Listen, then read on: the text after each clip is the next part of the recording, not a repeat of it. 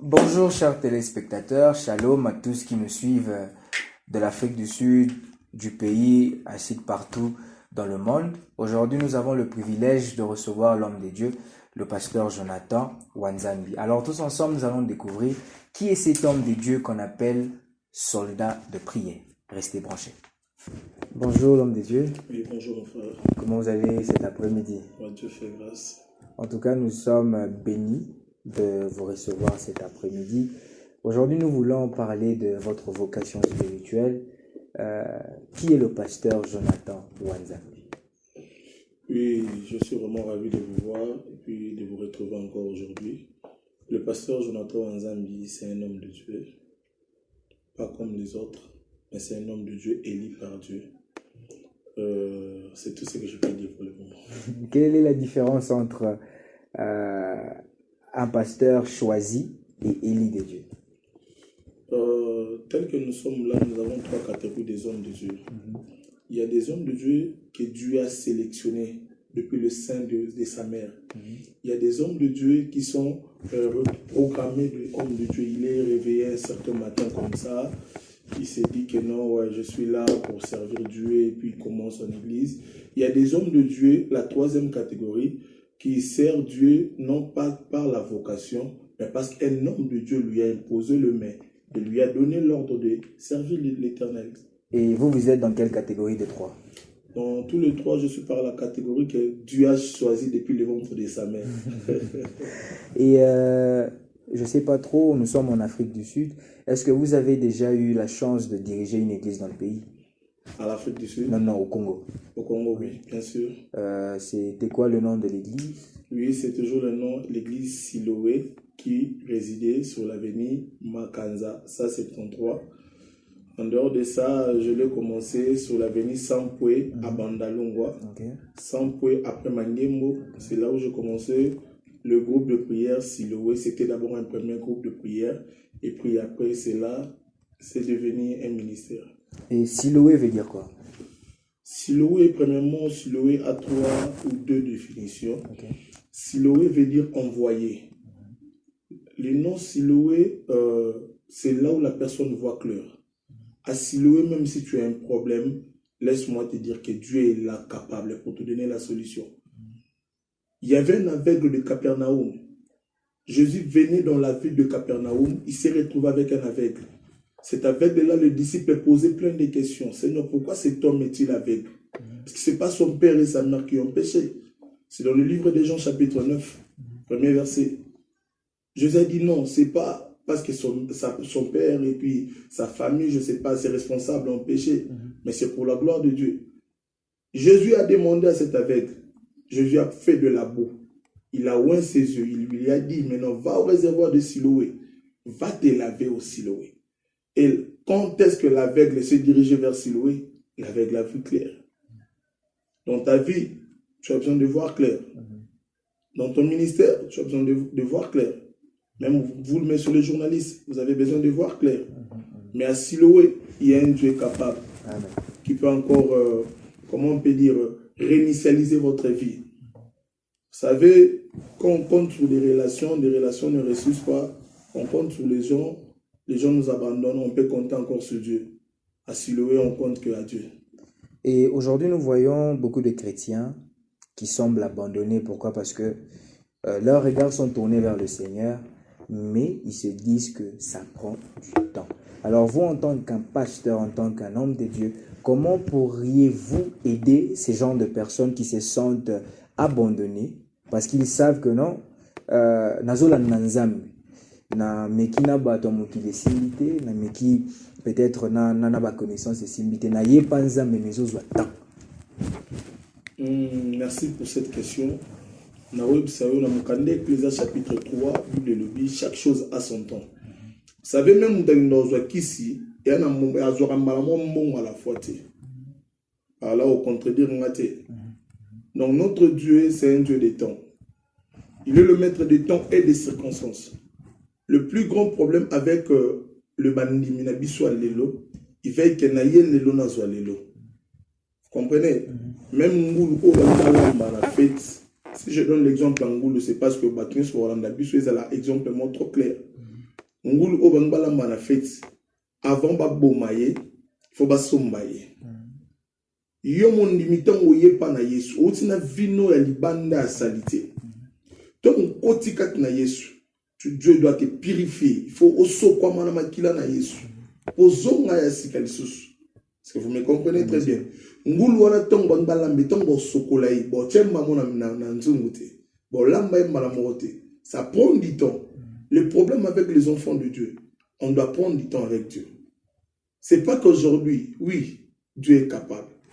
Mais pourquoi yo biso bana nzambe le tonto prester nzambe? Bandimina biso le bani kisko prester nzambe. C'est ça le plus grand problème. C'est pas...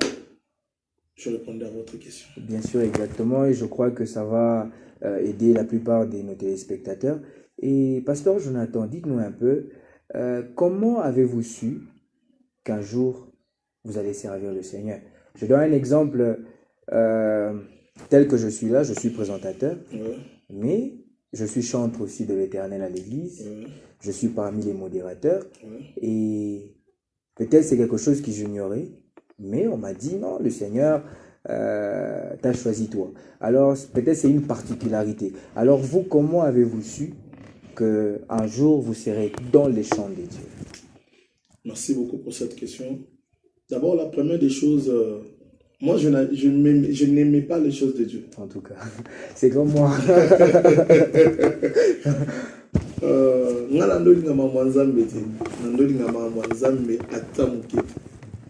Je suis né dans une famille chrétienne. Les gens qui me connaissent de loin connaissent que non,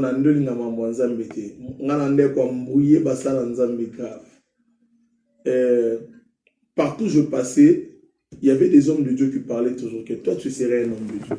Et toi tu es appelé à réussir ta vie dans les champs de Dieu. Je disais, ah, vous avez aventure, vous savez, quand on était encore trop petit, on dit, ah, vous avez aventure, moi là, je suis... Parce que vision dans ma vie, c'était d'être militaire. C'était ça ma vision, d'être militaire, être un jour commandant armée, Morona Congo, c'est ça la vision dans ma.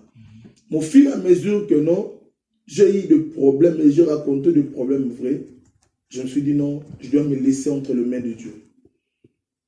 Et quand je me suis laissé entre les mains de Dieu, Dieu n'avait pas premièrement commencé à résoudre mon problème.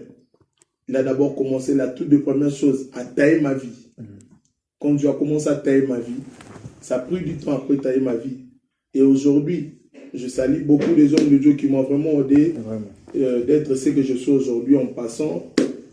Je ne peux pas citer les noms, je salue beaucoup en passant le pasteur Trésor Bachissa, le pasteur José Kabengele, le pasteur Champion Mata.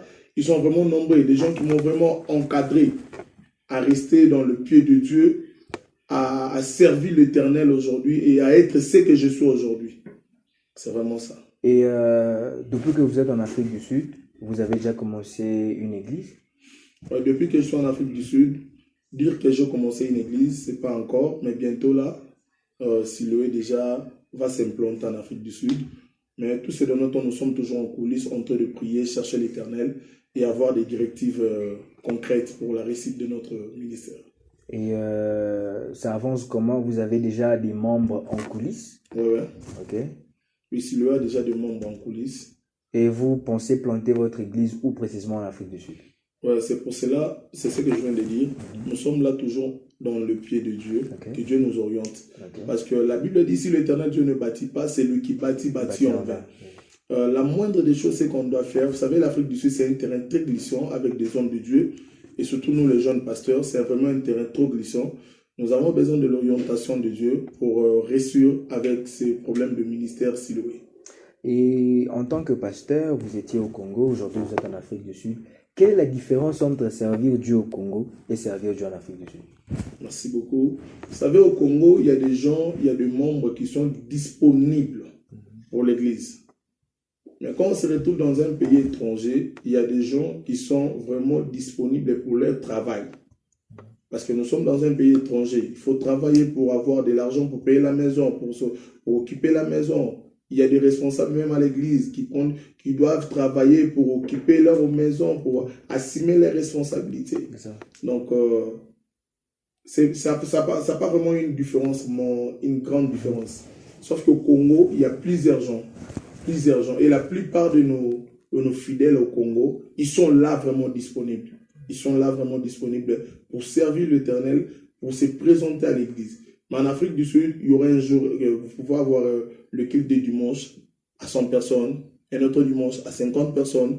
C'est normal parce que tout le monde travaille, tout le monde est là, occupé, comme nous avons l'habitude de dire, tout le monde est busy.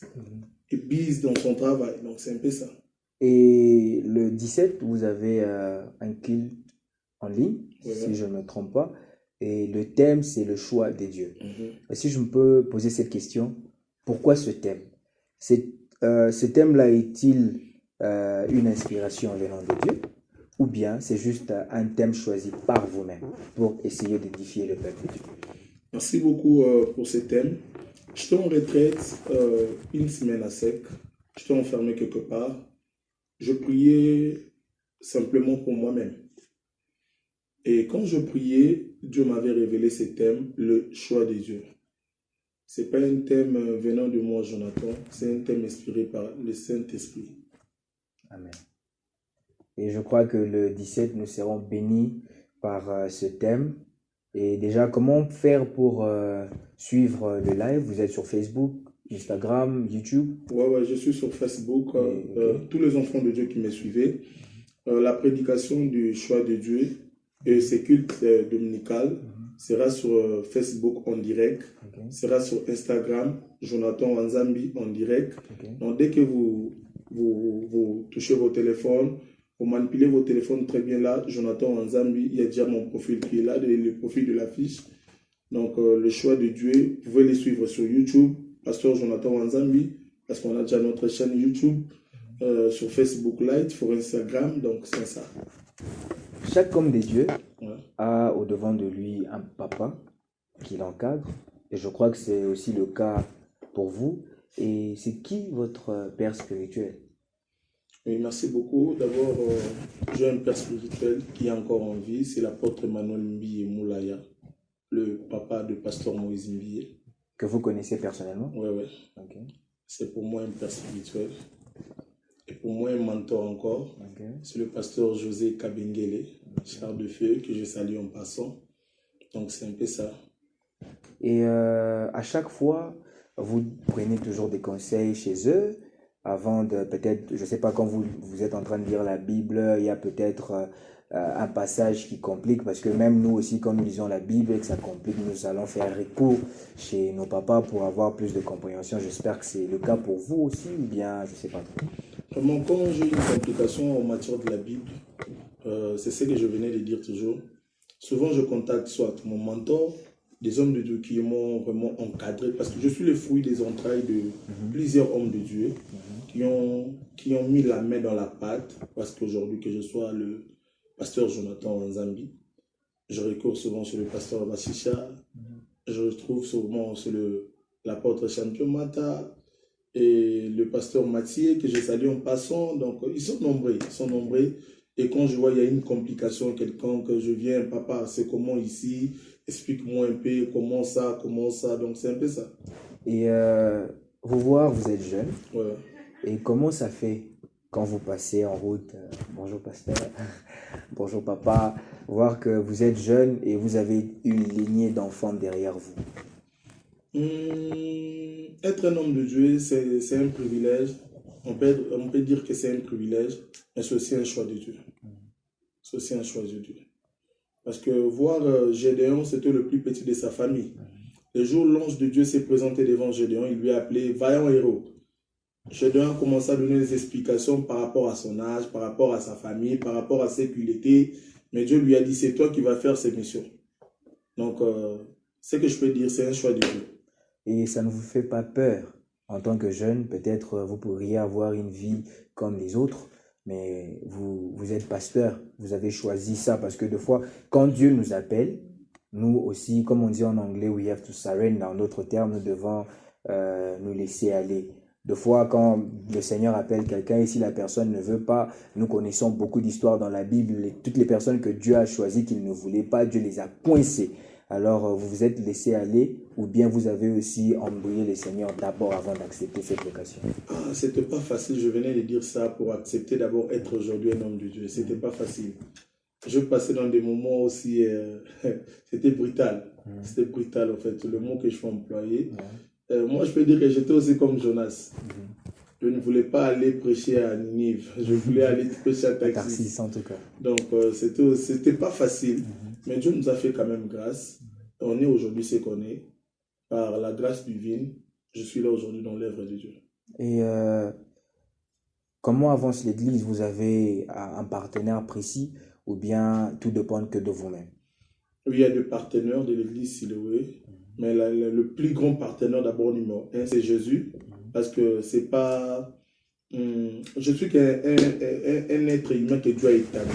C'est Dieu qui est en train de prendre le déroulement de l'Église Siloé. Et puis le premier partenaire, c'est Jésus-Christ. Parce que quand même la Bible dit l'or et l'argent appartiennent à Dieu. Parce que le vouloir, c'est le faire. Il sait comment il est en train de manager l'histoire de cette Église. Et la deuxième partenaire, il y a des enfants, des hommes de Dieu, de maman, de papa que Dieu a placé à mes côtés pour soutenir ce ministère. Et quand on vous a consacré pasteur, je crois quand on consacre un pasteur au pays, je ne sais pas si on appelle ça ordonnance, je ne sais pas trop, il y a certains qui sont consacrés comme des prophètes, des apôtres. Et vous, je ne sais pas, vous êtes pasteur ou bien pasteur apôtre, pasteur prophète, archibishop, je ne sais pas. Le pasteur Jonathan qui est devant vous est pasteur, tout court pasteur. Ce n'est pas bishop, ce n'est pas archibishop, ce n'est pas trop de titres. Je suis réellement ma consacré pasteur. Et vous avez combien d'années déjà dans le ministère, depuis que vous avez commencé cette œuvre avec le Seigneur? L'année prochaine, je totalise 10 ans d'être pasteur. Wow. Je totalise 10 ans. C'est pas peu, hein? Ouais, c'était pas facile aussi au début, mais c'est grâce au Seigneur Dieu, nous allons avec Dieu, et puis nous allons arriver. Amen, amen. Et est-ce que le pasteur Jonathan est marié? Oui, le pasteur Jonathan n'est pas encore marié, mais le pasteur Jonathan est fiancé. Le pasteur Jonathan est fiancé. Je salue ma femme en passant, et là où il est, avec les enfants, je salue, bye bye. Maman Mimi Bella, moi je vous salue au nom de Jésus. Le pasteur Jonathan est fiancé. Est-ce que la fiancée du pasteur Jonathan est préparée à devenir une maman pasteur? Premièrement, je vais vous répondre dans ces cas-là. Elle est préparée. Comment le savez-vous qu'elle est préparée? Vous la préparez vous-même? Premièrement, c'est Dieu qui commence à préparer la personne. Et nous venons là seulement pour continuer ce que tu as déjà fait. Parce que Dieu t'a choisi, serviteur de Dieu, comme vous venez de me dire, vous êtes chantre depuis les seins de ta mère. Ce Dieu a commencé à te préparer depuis les bas âges. Nous sommes là seulement pour te recadrer en fait, pour bien marcher avec vous, pour accomplir ce que Dieu a mis en vous. N'est-ce pas que la Bible dit, c'est lui qui trouve une femme, trouve le bonheur. Yeah. En d'autres termes, c'est à vous d'aller chercher et non à Dieu de chercher pour vous. Merci beaucoup. On doit arranger alors dans ces côtés-là. Cette dame est préparée d'être maman pasteur. Ok. Et si je peux poser cette dernière question, Ozomimonawapi dans les jours à venir avec l'église, avec le ministère, parce que comme vous l'avez dit, vous avez déjà fait 10 ans dans le ministère. Félicitations, parce que le Seigneur vous a vraiment accompagné dans cette marche. Il y a eu les hauts et les bas. Et vous voyez où dans les jours à venir dans votre ministère avec l'église Siloé? Ce que je sais, Dieu ne nous a pas appelés pour de petites choses. Amen. On a appelé dans la grandeur.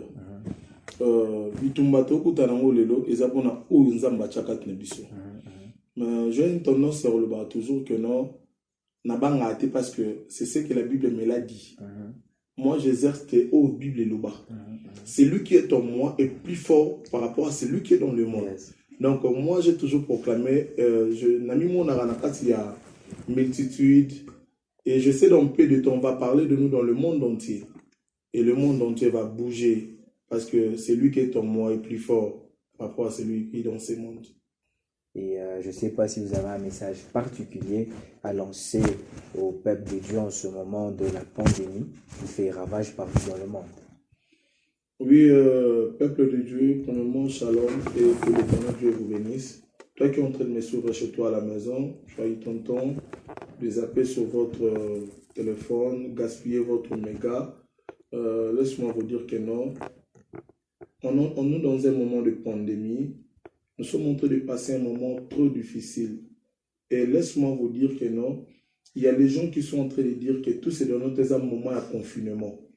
Moi qui les a en confinement, mais l'eau les a en confinement. Batu baocha ba masque na bilongi mais nzamba che masque te parce que son nzamba che masque moi vino nzamba ba vino zate. Donc yo muto landa biso déjà partir le 17 oh nzamba lo pambola yo. Tu dois comprendre de là où tu es que yo za choix nzambi. Oza choix bata mokilité. Soko za na bon moi parce que za choix nzambi. Soko za oyo za eza parce que za choix nzambi.